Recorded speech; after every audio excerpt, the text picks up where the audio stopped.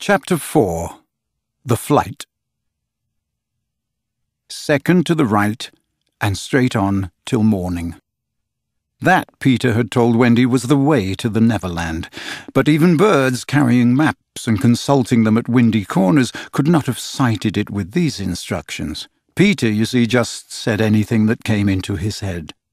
At first his companions trusted him implicitly, and so great were the delights of flying that they wasted time circling round church spires or any other tall objects on the way that took their fancy. John and Michael raced, Michael getting a start. They recalled with contempt that not so long ago they had thought themselves fine fellows for being able to fly round a room. Not so long ago? But how long ago? They were flying over the sea before this thought began to disturb Wendy seriously. John thought it was their second sea and their third night. Sometimes it was dark and sometimes light, and now they were very cold and again too warm. Did they really feel hungry at times, or were they merely pretending? Because Peter had such a jolly new way of feeding them. His way was to pursue birds who had food in their mouths suitable for humans and snatch it from them. Then the birds would follow and snatch it back, and they would all go chasing each other gaily for miles, parting at last with mutual expressions of goodwill. But Wendy noticed with gentle concern that Peter did not seem to know that this was rather an odd way of getting your bread and butter, nor even that there are other ways. Certainly they did not pretend to be sleepy, they were sleepy, and that was a danger, for the moment they popped off, down they fell. The awful thing was that Peter thought this funny.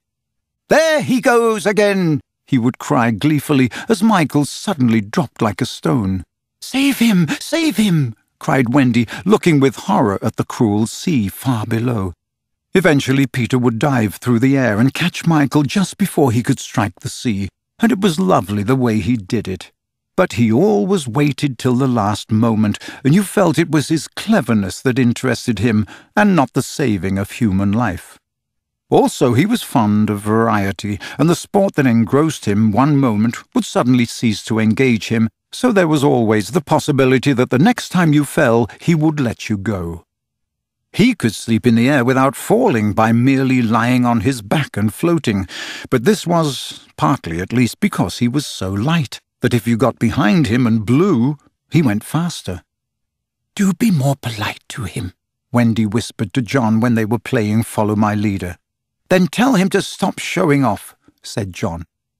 When playing Follow My Leader, Peter would fly close to the water and touch each shark's tail in passing, just as in the street you may run your finger along an iron railing. They could not follow him in this with much success, so perhaps it was rather like showing off, especially as he kept looking behind to see how many tails they missed.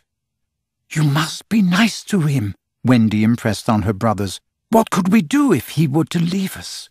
"We could go back," Michael said. "How could we ever find our way back without him?" "Well then, we could go on," said John. "That is the awful thing, John. We should have to go on, for we don't know how to stop." This was true. Peter had forgotten to show them how to stop. John said that if the worst came to the worst, all they had to do was to go straight on, for the world was round, and so in time they must come back to their own window. "And who is to get food for us, John?" "I nipped a bit out of that eagle's mouth pretty neatly, Wendy."